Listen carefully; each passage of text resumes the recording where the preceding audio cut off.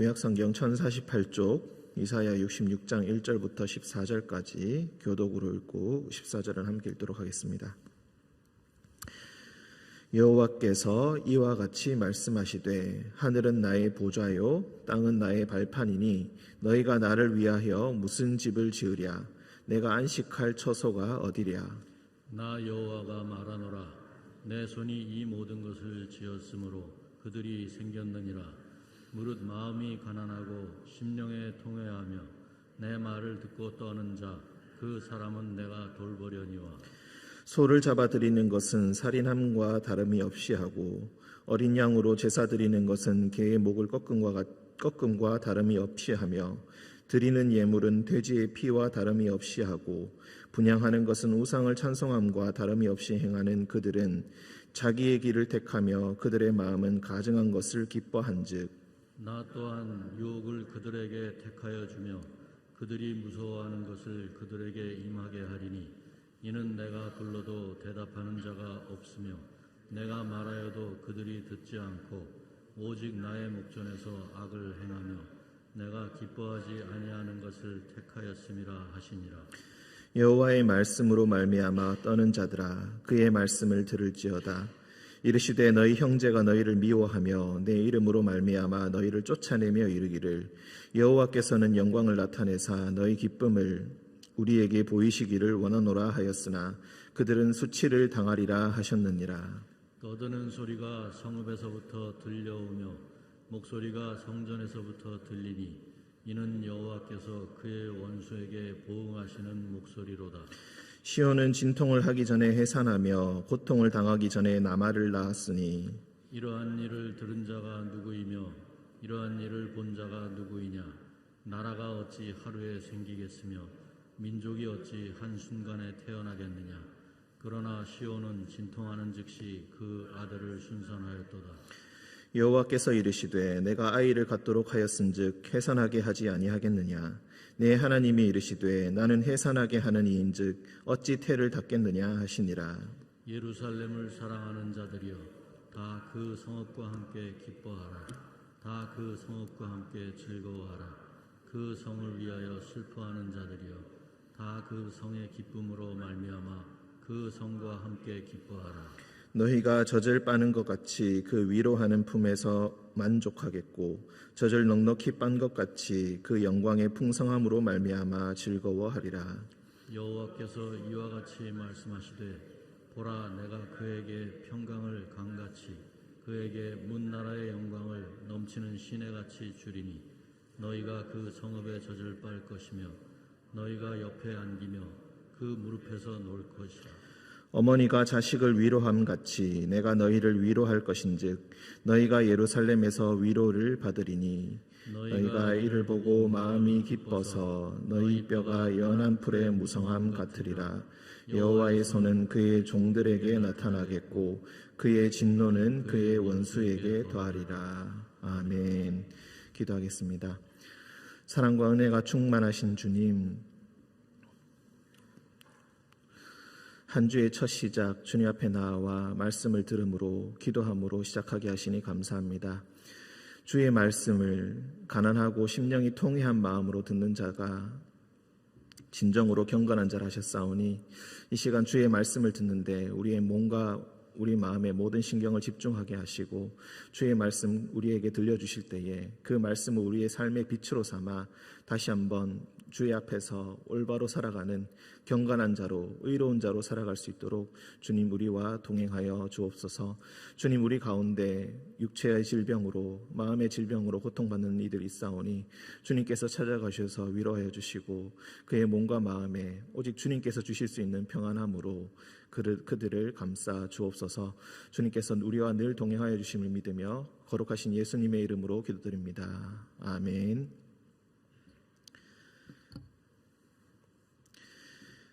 네, 앞서 63장 7절부터 64장 12절까지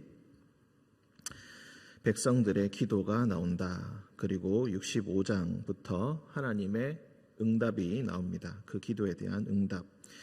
우리가 64장 10절 11절을 잠시 보시면은 백성의 기도들 마지막에 이런 표현이 나옵니다.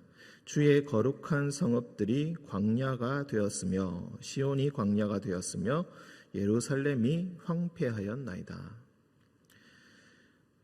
우리 조상들이 주를 찬송하던 우리의 거룩하고 아름다운 성전이 불에 탔으며 우리가 즐거워하던 곳이 다 황폐하였나이다. 지금 우리의 상황이 많이 좋지 못합니다. 삶의 터전이 다 황폐해졌습니다. 옛날에 아름다웠던 성읍이 광야가 되고 황폐해지고 성전이 불에 타고 나라가 망하게 되었습니다. 일이 이러하거늘 주께서 어찌 아직도 가만히 계십니까? 이제 우리를 좀 도와주십시오. 그렇게 기도했던 백성들의 기도가 나오고 있습니다. 그때 어제 주일 낮예배 설교에서 담임 목사님께서 말씀하셨던 구절이 바로 65장 1절.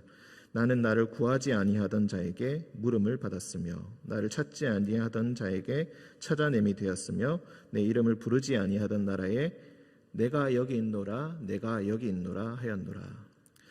앞서 나오던 기도에 이제 하나님이 어디 계시냐 원망하는 기도가 그 물음이 2번 나오는데 여기서 하나님께서 2번 대답하십니다. 내가 여기 있다. 내가 여기 있다.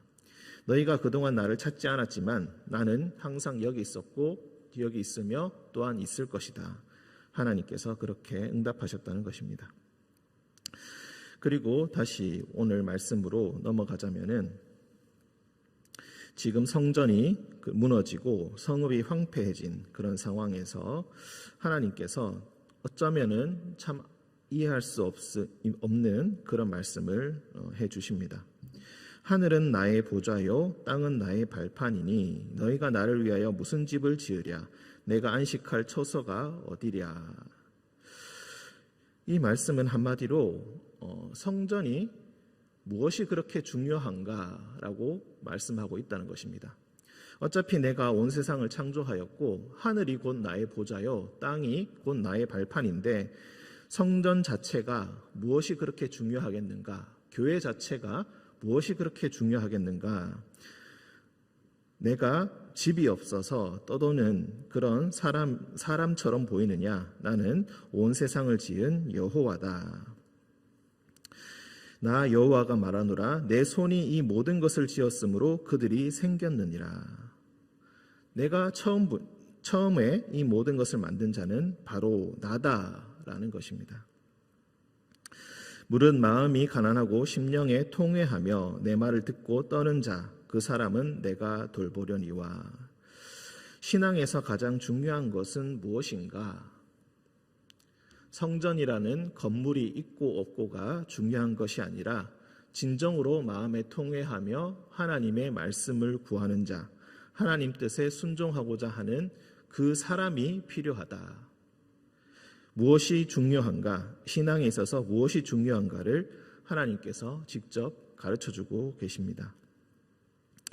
3절은 또 제사 제도에 대해서 이야기합니다. 이 번역이 조금은 어렵게 느껴질 수 있습니다.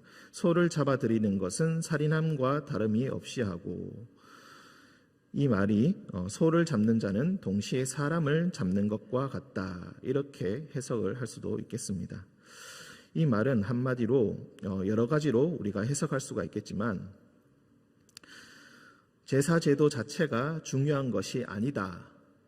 그러니까 어떻게 예배를 드리는가, 구약의 제사 제도를 잘 따르고 잘 지키는 것, 그 규정대로 그 규례대로 잘 실천하는 것이 중요한 것이 아니다라고 이렇게 볼 수도 있고, 소를 잡는 것은 살인함과 다름이 없이 한다라는 말이 이교도들, 즉 다른 우상을 섬기는 자들은 인신제사를 드립니다. 그래서 자기 아들을 처음 낳은 아들을 그 신에게 불태워서 제사하고, 그리고 사람을 잡아서 제사하고, 이런 끔찍한 풍습이 있는데 그런 풍습과 다름이 없이 지금 하나님 앞에서 행하고 있다. 즉 이 말의 의미를 우상도 섬기면서 때가 되면은 성전에 와서 하나님께 예배도 드린다라는 뜻으로도 해석을 할 수가 있습니다. 즉 마음에 따라서 상황에 따라서 절에도 갔다가 성당에도 갔다가 교회도 갔다가 하는 식의 신앙을 의미합니다. 내 마음의 위로가 되는 곳이라면은 어디든지 가겠다라는 식으로 믿음과 상관없이 그 내용과는 상관없이 내가 예배를 드리면은 내 모든 어려운 상황이 해결될 것이다. 마치 굿을하듯이 굿을하면은 모든 어려운 상황이 해결될 것이라는 예식과 예배 자체에 어떤 신령한 능력이 있어가지고 그것을 행하기만 한다면은 안 좋은 상황들이 해결이 되고 모든 일들이 잘 풀릴 것이다. 이런 식의 신앙이 예루살렘에 있던 사람들에게도 그대로 있었다. 하나님을 섬긴다고 하는 자들에게도 이런 식의 신앙이 그들에게 은연중에 있었다. 형식에 지나치게 집착하는 것, 성전이라는 건물 자체에 지나치게 집착하는 것, 이런 신앙에 대한 어리석음을 지금 이야기하고 있다고도 볼 수가 있겠습니다. 어린 양으로 제사 드리는 것은 개의 목을 꺾음과 다름이 없이 하였다. 개는 부정한 짐승으로서 예배를 드리는 데 있어서 어린 양으로 제사를 드려야 하는데 개의 목을 꺾어서 제사를 드린다. 그리고 예물을 돼지의 피로 드린다. 그리고 분향하는 것은 우상을 찬송함과 다름이 없이 행한다. 제사를 드리면서 똑같은 기도를 절에서도 하고 성당에서도 하고 교회에서도 하고 하는 식으로 옮겨 다니면서 이렇게 기도를 한다. 예배를 드린다. 이렇게 예배를 드리면은 내가 여러 신에게 빌었으니 내가 내 일들이 분명히 해결될 것이다. 라는 식의 신앙을 가지고 있다. 그들은 자기의 길을 택하며 그들의 마음은 가증한 것을 기뻐한다. 이런 식의 신앙을 형식주의적이고 신비주의적이고 이런 신앙을 기뻐하고 있다는 것입니다. 그렇게 자기의 길을 택하고 자신의 종교를 선택하고 있다. 4절, 나 또한 유혹을 그들에게 택하여 주며 그들이 무서워하는 것을 그들에게 임하게 하리니 내가 그들을 내버려 두고 그들이 원하는 대로 그들이 두려워하고 무서워하는 것을 임하게 할 것이다. 이런 무서운 것들 피하려고 여기서도 예배를 드리고 저기서도 예배를 드리고 기도를 하고 하는데 그것들을 내가 그대로 임하게 할 것이다. 4절 하반절에 하나님께서 정말로 중요하게 생각하시는 것이 어떤 것인가 가르쳐주고 계십니다. 이는 내가 불러도 대답하는 자가 없으며 내가 말하여도 그들이 듣지 않고 오직 나의 목전에서 악을 행하며 내가 기뻐하지 아니하는 것을 택하였음이라 하시니라. 즉 하나님께서 부르실 때에 응답하지 않고 하나님께서 말씀하실 때에 말을 듣지 않고 내 마음대로 내 마음이 편한 대로 내 마음이 원하는 대로 신앙생활을 하면서 이런 악을 행하게 된다는 것입니다. 왜 악을 행하게 되는가? 하나님의 말씀을 듣지 않았기 때문에 처음부터 하나님의 음성을 들으려고 애쓰지 않았기 때문에 하나님의 말씀에 응답하려고 하지 않았기 때문에 우리는 인격적인 신앙이 중요하다라고 합니다. 그리고 기도가 중요하다라고 그렇게 합니다. 그 기도가 중요한 것은 우리가 어떤 형식이 중요한 것이 아니라 진정으로 마음의 통회한 마음으로 그리고 겸손한 마음으로 그리고 오직 하나님을 신뢰하고 의지하는 마음으로 하나님께 나와 예배와 기도를 드리는 것이 정말로 중요한 것이기 때문에 그렇습니다. 내용이 중요한 것인데 사람들은 형식에 집착하고 그 형식에 집착함에 있어서 또 다른 방식으로 신앙을 오해하고 곡해하는 방식으로 잘못된 신앙의 길로 가는 것을 지금 이야기하고 있습니다. 그런데 이런 사람들이 지금 꽤 많이 있습니다. 그래서 5절을 보시면은 여호와의 말씀으로 말미암아 떠는 자들아 그의 말씀을 들을지어다. 여호와의 말씀으로 떠는 자들은 어떤 자들입니까? 하나님의 편에 서서 하나님의 말씀을 정말로 두려움으로 경외함으로 받아들이는 사람들입니다. 이 사람들아 그의 말씀을 들을지어다. 이르시되 너희 형제가 너희를 미워하며, 지금 이 앞에서 언급했던 2절과 1절과 3절에 나오는 이런 형식적인 신앙을 가진 사람들을, 이 형제들이 너희를 미워한다. 너희를 미워하면서 내 이름으로 말미암아 너희를 쫓아낸다. 즉 여호와의 이름으로 말미암아 너희를 쫓아낸다. 여호와 하나님을 잘 섬기고 있다는 이유로 너희를 쫓아내면서 말하기를 여호와께서는 영광을 나타내사 너희 기쁨을 우리에게 보이시기를 원하노라. 이 말은 빈정되는 말이라고 볼 수가 있습니다. 즉 하나님께서 너희가 그렇게 잘 믿고 있다고 자부하는 여호와께서 빨리 영광을 나타내셔서 너희가 잘 되는 것을 우리에게 한번 보여봐라, 이런 뜻입니다. 이렇게 빈정대면서 너희를 쫓아내고 너희를 미워한다라는 것입니다. 하나님을 경외하면 이런 일들이 벌어지게 된다.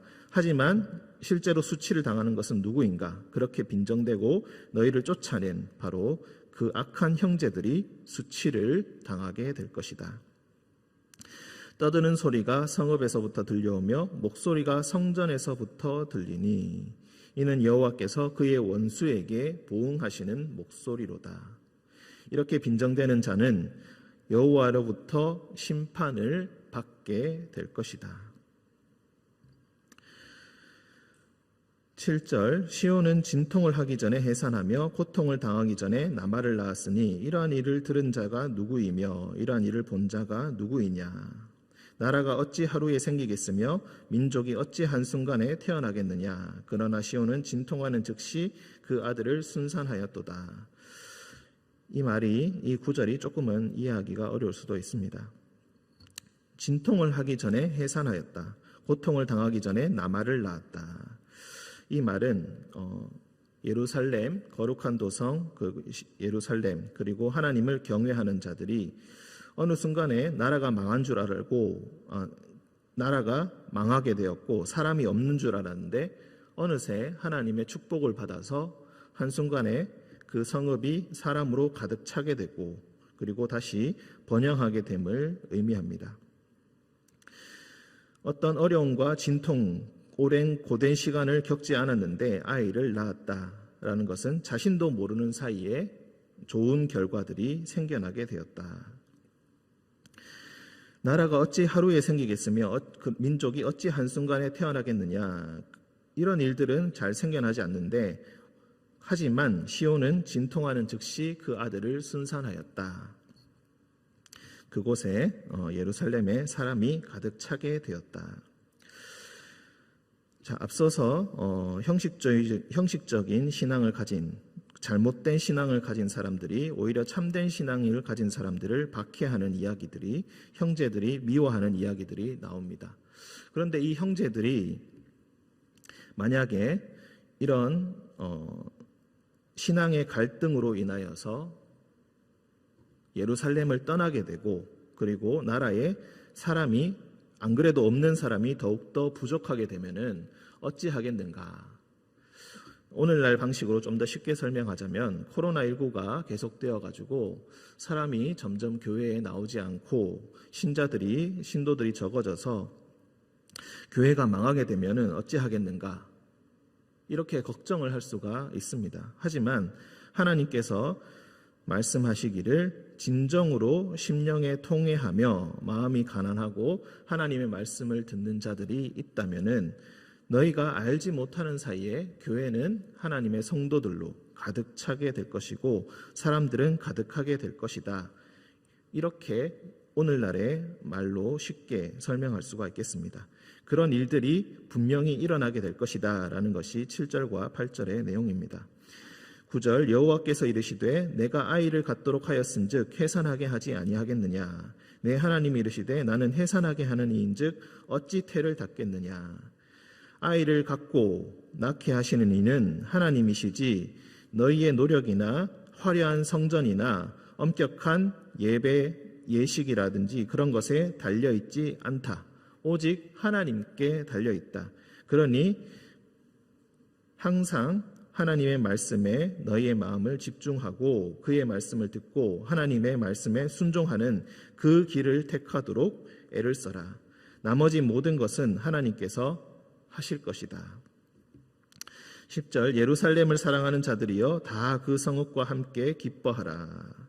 다 그 성읍과 함께 즐거워하라. 그 성을 위하여 슬퍼하는 자들이여 다 그 성의 기쁨으로 말미암아 그 성과 함께 기뻐하라. 기뻐하라 기뻐하라 즐거워하라. 나라가 망하게 될까봐 더 황폐해질까봐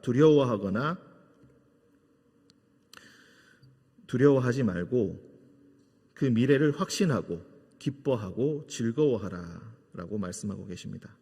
너희가 젖을 빠는 것 같이 그 위로하는 품에서 만족하겠고 젖을 넉넉히 빤 것 같이 그 영광의 풍성함으로 말미암아 즐거워하리라.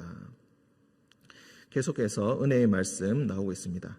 12절 보라 내가 그에게 평강을 강같이 문나라에게 영광을 넘치는 시내같이 주리니 너희가 그 성읍에 젖을 빨 것이며 너희가 옆에 안기며 그 무릎에서 놀 것이라. 유럽의 언어들도 마찬가지지만은 다른 언어들도 비슷하지만은 성읍이란 말 자체가 여성형 명사입니다. 그래서 성읍을 이야기할 때 주로 여자의 비유를 할 때가 참 많이 있습니다. 에스겔이나 다른 선지서에도 이런 식의 표현들이 많이 나오는데 우상을 섬기는 성읍들을 음란한 여인에 비유하는 방식으로 이렇게 표현들을 많이 합니다. 여기서 예루살렘은 어머니와 같은 성읍으로 묘사하고 있습니다. 곧 이 예루살렘이 지금은 황폐한 것 같지만 곧 많은 사람들이 가득 차게 될 것이고 그 영광과 그 평강이 풍성해져서 어머니의 젖을 빠는 것처럼 그 안에서 너희가 평안함을 누리게 될 것이다. 지금은 너희가 참된 신앙을 가졌다고 미움을 받고 박해를 당하고 수치를 당하고 있지만 곧 하나님께서 보응해 주시고 그들에게 보복해 주시고 그리고 너희에게 평강과 영광을 더하여 줄 것이다. 13절 어머니가 자식을 위로함 같이 내가 너희를 위로할 것인즉 너희가 예루살렘에서 위로를 받으리니.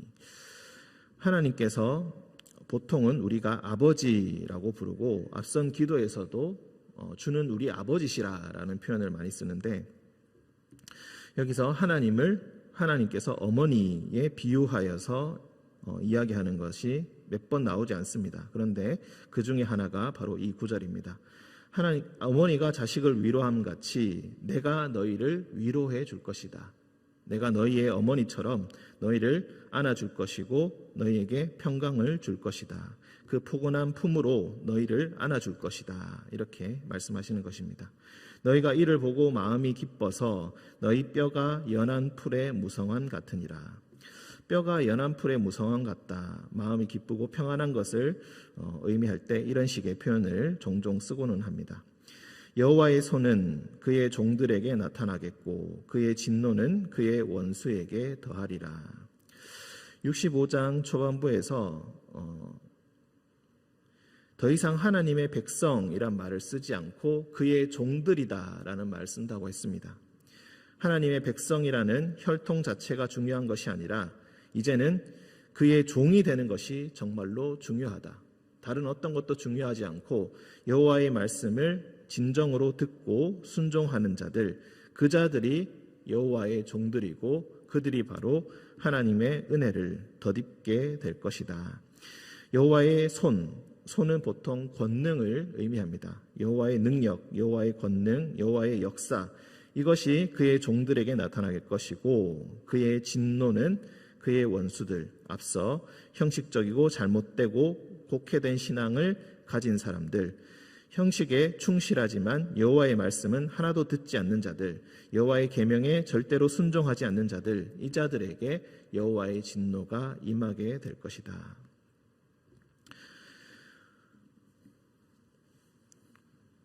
오늘 말씀은 하나님께서 성전과 제사, 우리식으로 이야기하자면 교회와 예배, 그것의 본질이 무엇인가를 우리에게 가르쳐주고 계십니다.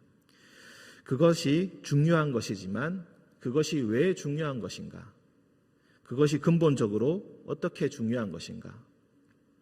정말로 중요한 것은 그런 형식 자체가 아니라, 물론 형식 자체도 굉장히 중요한 것이지만 정말로 중요한 것은 진정으로 하나님의 말씀을 듣고자 하는 의지가 있는가, 진정으로 하나님의 말씀에 순종하고자 하는 그런 마음이 있는가, 그것이 정말로 중요한 것이고, 그것이 있어야지 너희의 모든 예배가, 그리고 교회가 의미가 있게 될 것이다.